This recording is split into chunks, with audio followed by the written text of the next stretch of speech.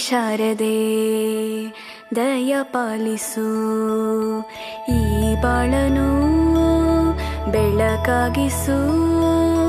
ಹೇ ಶಾರದೆ ದಯ ಪಾಲಿಸು, ಈ ಬಾಳನು ಬೆಳಕಾಗಿಸು. ನಾಳೆಗಳ ದಾರಿಯಲೇ ನಂಬಿಕೆಯ ನೆಲೆಯಾಗಿರಿಸು, ಮುನ್ನಡೆಸು. ಕೈ ಹಿಡಿದು ನಾವಾಡೋ ಪದ ಪದದಲ್ಲೂ ಸಂಚರಿಸು. ಹೂವಲ್ಲಿ ಜೇನು ಗುಡಿ ಕಟ್ಟದೇನು, ನೀರಲ್ಲಿ ಮೀನು ಅಡಿ ಮುಟ್ಟರೇನು, ಆ ದೈವದಾಜ್ಞೆನೇ ಎಲ್ಲಾನು. ಪ್ರೊಫೆಸರ್ ಬಿಕೆ ಕೊಣ್ಣೂರೂರವರು ಬಹಳಷ್ಟು ರೀತಿಯಾಗಿ ಶೈಕ್ಷಣಿಕ ಸೇವೆಯನ್ನ ಸಲ್ಲಿಸಿದ್ದಾರೆ.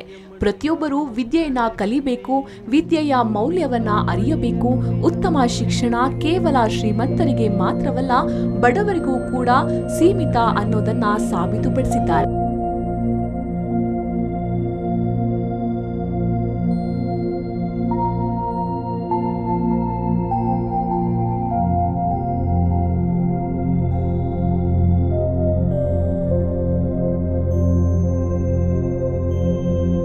ಅನೇಕ ಅನಾಥ ಮಕ್ಕಳಿಗೆ ಜೀವನದ ದಾರಿಯನ್ನ ತೋರಿಸ್ತಾ ಅನಾಥ ಮಕ್ಕಳನ್ನ ದತ್ತು ಪಡೆದು ಅವರಿಗೆ ಉತ್ತಮವಾದ ಶಿಕ್ಷಣವನ್ನ ನೀಡಿ ಅವರ ಭವಿಷ್ಯವನ್ನ ಉಜ್ವಲಗೊಳಿಸುವಲ್ಲಿ ಯಶಸ್ವಿಯಾಗ್ತಿದ್ದಾರೆ.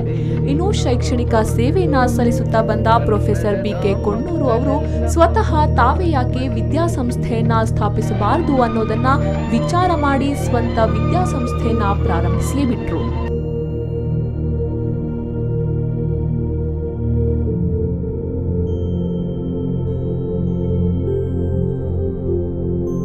2010ರಲ್ಲಿ ಶ್ರೀ ಸಿದ್ಧಲಿಂಗ ಶಿಕ್ಷಣ ಹಾಗೂ ಗ್ರಾಮೀಣಾಭಿವೃದ್ಧಿ ಸಂಸ್ಥೆ ಯಲ್ಲಟ್ಟಿ ರಿಜಿಸ್ಟ್ರೇಷನ್ ಮಾಡಲಾಯಿತು.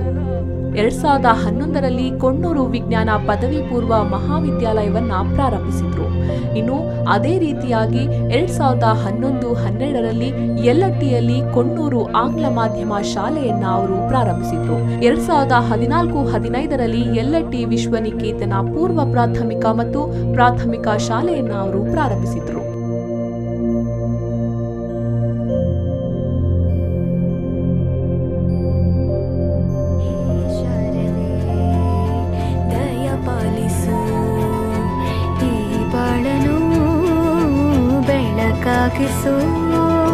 ಹೇ ಶಾರದೆ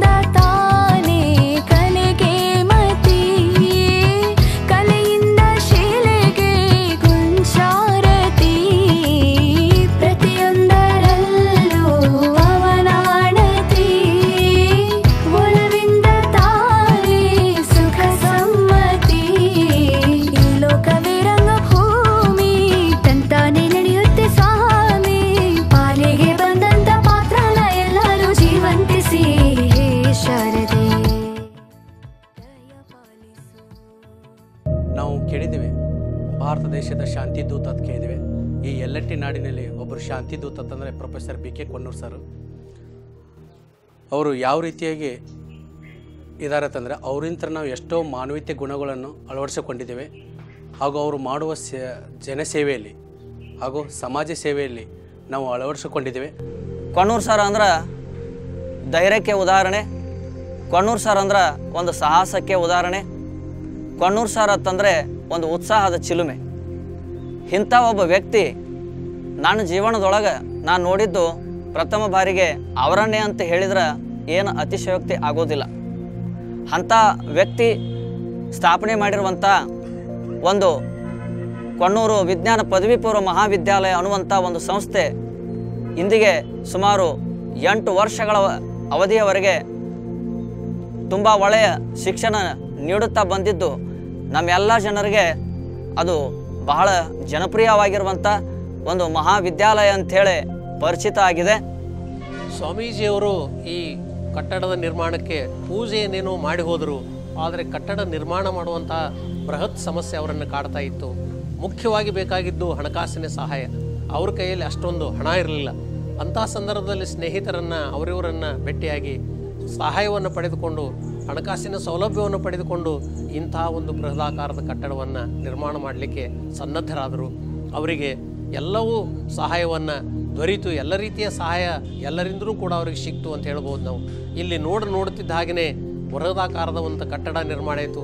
ವಿದ್ಯಾರ್ಥಿಗಳಿಗೆ ಪ್ರತ್ಯೇಕವಾದಂಥ ಹಾಸ್ಟೆಲ್ ಸೌಲಭ್ಯ ಸಿಕ್ತು. ಉತ್ತಮವಾಗಿರ್ತಕ್ಕಂಥ ಆಟದ ಮೈದಾನ ಆಗಿರ್ಬೋದು, ಪ್ರಾಂಗಣ ಆಗಿರ್ಬೋದು, ಎಲ್ಲವನ್ನು ಭಾಳಷ್ಟು ಶಿಸ್ತಿನಿಂದ ಇಲ್ಲಿ ಕಟ್ಟಡ ಕಟ್ಟಲಿಕ್ಕೆ ಆರಂಭ ಮಾಡಿದರು. ಅನೇಕ ವಿದ್ಯಾರ್ಥಿಗಳು ಇವತ್ತು ಸುಮಾರು PUC ತರಗತಿಯಲ್ಲಿ 1200ಕ್ಕೂ ಹೆಚ್ಚು ವಿದ್ಯಾರ್ಥಿಗಳು ಓದ್ತಾ ಇದ್ದಾರೆ. ಅವರೊಬ್ಬರು ಕೇವಲ ಈ ಶಿಕ್ಷಣ ಸಂಸ್ಥೆ ನಿರ್ಮಾಪಕರಷ್ಟೇ ಅಲ್ಲ, ಉತ್ತಮ ಬೋಧಕರು ಅಂತ. ಜೀವಶಾಸ್ತ್ರದ ವಿಷಯವನ್ನು ಯಾವುದೇ ಪಠ್ಯ ಪುಸ್ತಕ ಅವರು ಮುಂದೆ ಇರದೇ ಇದ್ರೂ 2-3 ಗಂಟೆಗಳ ಕಾಲ ಪಾಠವನ್ನು ಮಾಡ್ತಕ್ಕಂಥವ್ರು. ಇವತ್ತು ಅನೇಕ ಜನ ಪುಸ್ತಕ ಮುಂದಿಟ್ಟುಕೊಂಡು ಹೇಳಬೇಕಾದಂಥ ಸಂದರ್ಭದಲ್ಲಿ ಅವರು ಯಾವುದೇ ನೋಟ್ಸ್ ಆಗಲಿ, ಪುಸ್ತಕ ಆಗಲಿ ಒಯ್ದೇ ಎಲ್ಲ ಚಿತ್ರಗಳನ್ನು ಸಹಿತ ತೆಗೆದು ವಿದ್ಯಾರ್ಥಿಗಳಿಗೆ ಸುಮಾರು 3 ಗಂಟೆಗಳ ಕಾಲ ನಿರಂತರವಾಗಿ ಪಾಠ ಬೋಧನೆಯನ್ನು ಮಾಡ್ತಕ್ಕಂಥ ಸಾಮರ್ಥ್ಯ ಅವರಲ್ಲಿ ಅಡಗಿರತಕ್ಕಂಥದ್ದನ್ನು ನಾವು ನೋಡ್ತೀವಿ. Kannur English Medium School every year educates nearly 1,500 students. The ideals of the founder of this institution, Mr. B.K. Kannur, are such that we just don't want to create mere rank holders. We want to make sure that our students, when they leave our school, they remember their alma mater and then they emerge as successful as possible in their field, whatever field they choose, whichever career they go for. Keeping that in mind, we just don't want to focus on textbooks, syllabus and tests, which of course every school does. And we want to create a group of alumni which is confident and able to take any challenge in the very competitive world that faces them out to them. So from this year we've been focusing on a lot of other extracurricular activities. We have created student hobby clubs where we are encouraging students to take part in a variety of activities that includes trekking, drawing, craft, music, dance. We are also planning to start cooking and gardening courses, full-time courses from next year. So this is how we are planning to educate the children, which most of who are actually from rural areas. So we want to give them the holistic opportunity for overall development, not just grades and percentages, which of course are very necessary in this competitive world.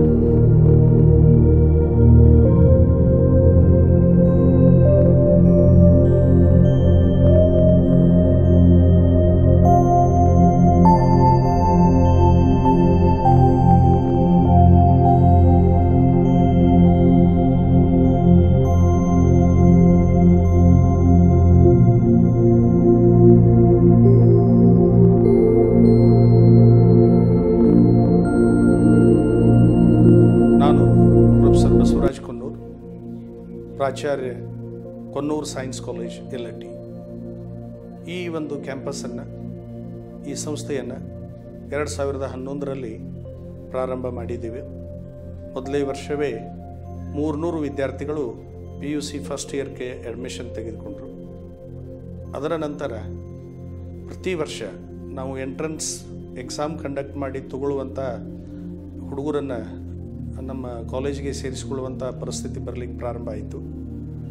After 2 years ನಾನು ಧಾರವಾಡದಲ್ಲಿ ಒಂದು college ಪ್ರಾರಂಭ ಮಾಡಿದೆ, ಅದು Aryabhata science college. ಅದಾದ 2 ವರ್ಷದ ನಂತರ ಜಮಖಂಡಿಯಲ್ಲಿಯೂ ಮತ್ತೊಂದು ಕಾಲೇಜನ್ನು ಪ್ರಾರಂಭ ಮಾಡಿದೆ, ಜ್ಞಾನಗಂಗೋತ್ರಿ ಸೈನ್ಸ್ ಕಾಲೇಜ್ ಜಮಖಂಡಿ. ನಮ್ಮ ಈ ಮೇನ್ ಕಾಲೇಜಿನಲ್ಲಿ 1250 ವಿದ್ಯಾರ್ಥಿಗಳಿದ್ದರೆ ಧಾರವಾಡದಲ್ಲಿ 650 ಹಾಗೂ ನಮ್ಮ ಜ್ಞಾನಗಂಗೋತ್ರಿಯಲ್ಲಿ 400 ವಿದ್ಯಾರ್ಥಿಗಳು ವ್ಯಾಸಂಗ ಮಾಡ್ತಾ ಇದ್ದಾರೆ. ಇಲ್ಲಿರುವಂಥ ಟೀಚರ್ಸ್, ಯಾಕಂದರೆ ನಾವು IIT ಅಕಾಡೆಮಿ ಮತ್ತು ನೀಟ್ ಅಕಾಡೆಮಿ ಮಾಡಿರುವುದರಿಂದ PUC ಫಸ್ಟ್ ಇಯರ್ದಲ್ಲಿಯೇ ಮಕ್ಕಳಿಗೆ ಒಂದು ನ್ಯಾಷನಲ್ ಲೆವೆಲ್ ಕೋಚಿಂಗ್ ಪ್ರಾರಂಭ ಆಗ್ತದೆ. ಆ ಕೋಚಿಂಗ್ ಮಾಡಲಿಕ್ಕೆ ಈ ಕ್ಯಾಂಪಸ್ನಲ್ಲಿ 6 ಜನ ಆಂಧ್ರ ಪ್ರದೇಶದ ಟೀಚರ್ಸ್ ವರ್ಕ್ ಮಾಡ್ತಾ ಇದ್ದಾರೆ. ಧಾರವಾಡ ಕ್ಯಾಂಪಸ್ನಲ್ಲಿ 4 ಜನ ಆಂಧ್ರ ಟೀಚರ್ಸ್ ವರ್ಕ್ ಮಾಡ್ತಾ ಇದ್ದಾರೆ. ಮತ್ತೊಂದು ಸುದ್ದಿ ಹೇಳಲೇಬೇಕಾದದ್ದು ಅಂದರೆ, ಒಬ್ಬ ಉಪನ್ಯಾಸಕ ಕಾಶ್ಮೀರದಿಂದಲೂ ಕೂಡ ನಮ್ಮ ಕ್ಯಾಂಪಸ್ನಲ್ಲಿ ವರ್ಕ್ ಮಾಡ್ತಾ ಇದ್ದಾರೆ. ನಾನು 25 ವರ್ಷ ಉಪನ್ಯಾಸಕನಾಗಿರುವುದರಿಂದ ಬಹಳಷ್ಟು ನಮ್ಮ ಕ್ಯಾಂಪಸ್ನಲ್ಲಿರ್ತಕ್ಕಂಥ ಟೀಚರ್ಸ್ ಅವರು ನನ್ನ ವಿದ್ಯಾರ್ಥಿಗಳೇ ಆಗಿದ್ದಾರೆ. ಹೀಗಾಗಿ I am very happy. I am enjoying my teaching profession. ಒಬ್ಬ 15 ವರ್ಷ ಟೆಂಪ್ರರಿ ಫುಲ್ ಟೈಮ್ ಲೆಕ್ಚರರ್ ಆಗಿರ್ತಕ್ಕಂಥವ 4 ವರ್ಷ ಪರ್ಮನೆಂಟ್ ಆಗಿ ಆ ಸ್ಥಾನಕ್ಕೆ ರಾಜೀನಾಮೆ ಕೊಟ್ಟು ನಮ್ಮದೇ ಆದ 3 ಕಾಲೇಜುಗಳನ್ನು ಪ್ರಾರಂಭ ಮಾಡುವಂಥ ಒಂದು ಈ ಸಾಧನೆ, ಇದು ಕೇವಲ ನನ್ನ ಒಬ್ಬನ ಪರಿಶ್ರಮದಿಂದಲ್ಲ, ನಮ್ಮ ಎಲ್ಲ ಉಪನ್ಯಾಸಕ ಮಿತ್ರರ ಪರಿಶ್ರಮ ಹಾಗೂ ದೈವಿಚ್ಛೆ.